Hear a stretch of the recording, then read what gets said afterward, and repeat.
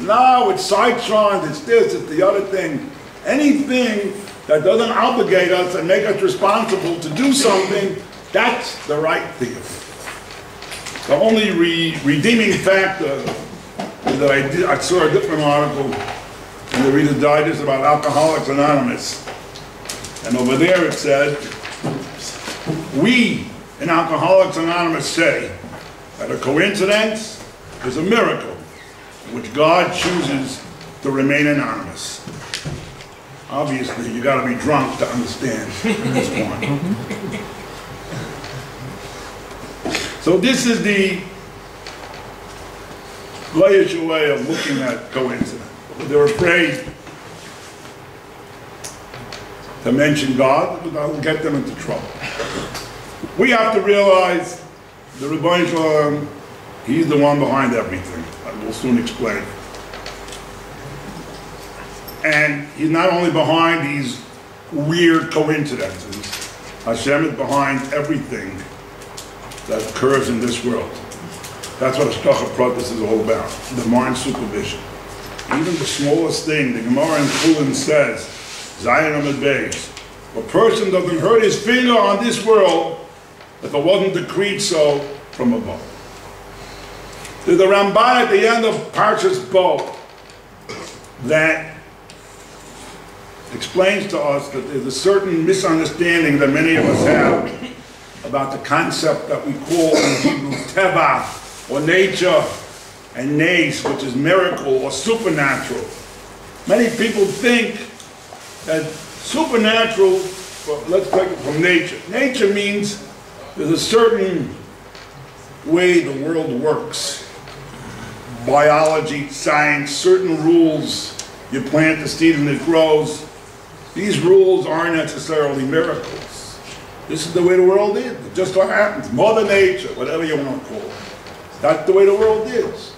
When you see something defying the laws of nature, when you see a river that's flowing that all of a sudden gets split so that people can go across with Kriyat Yamsuf, then they admit, yes, then there's a God. He's the one involved. That's what they call supernatural, above nature, because they cannot explain it according to natural laws. It defies the natural laws. The Ramban says this is total heresy. This is wrong. There is nothing in the world that doesn't happen through Hashem. They're all nes. The word nes means miracle, meaning that you see God. God is showing his handiwork. God shows his handiwork in everything that you see in this world. But there's two categories. There's nes nigla, the openly revealed miracle, something that you're not used to seeing, something that defies the law of nature. But there's also nature, which is called the nes nishter. This is the hidden miracle. Who do you think said that when you plant the seed it should grow? Hashem. This is part of how he created the world. Who said that when you light oil it should burn? Not the scientific law of combustion, the Rebbeinu Shalom.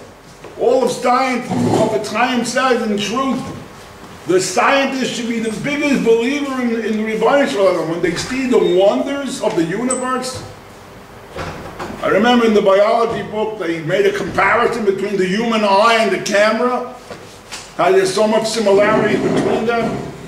The human eye is evolution and the camera is also evolution. Obviously, anybody in his right mind knows the camera didn't just come, they didn't throw a bunch of aerosol cans in the fire and it exploded and made a camera. Don't get any idea, guys. But anyway, seriously, it's crazy. But like we said before, people are afraid to admit the truth. They're going to get into trouble. So the Ramban said everything is a miracle. In fact, when a week, we say in the davening every day in Modim, we thank God on Nisecha, Shebechol Yom Imanu, V'aniflosecha, Shebechol Eitz, and all the miracles that we see. Sometimes the person wonders, when was the last time I saw a miracle? I know, when you come to Minyan, that's a miracle. Yes, it is, of sorts. But the truth is, it's also referring to the natural miracles that we see all the time. When you plant the seed, it rots. It literally rots, and then it gets roots, and It's unbelievable. But since we're so used to it, we dub it nature. In fact, Rav Hutner Zatzal said, nature is the pen name of Hashem. When an author has a different name, right? Everybody knows Samuel Clemens? Maybe not, but his name was Mark Twain in the book. But that's not his real name. His name is Samuel Clemens. I learned something as a kid. But anyway, Hashem's real name is Hashem, but they dub it nature. Let me tell you there's a sefer from the Jewish education program, Lilmod Ulalamed, from Pasuk Vayetza, that gives us the proper understanding and definition of Hashgacha Pratis. Whatever happens in this world is planned and controlled by Hashem. Some may occasionally question this statement. If Hashem controls everything, they ask, how come certain unfortunate things happen? What is the reason for this?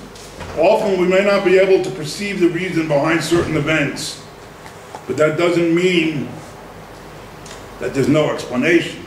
What we lack is the ability to see events in total perspective from the vantage point of hindsight.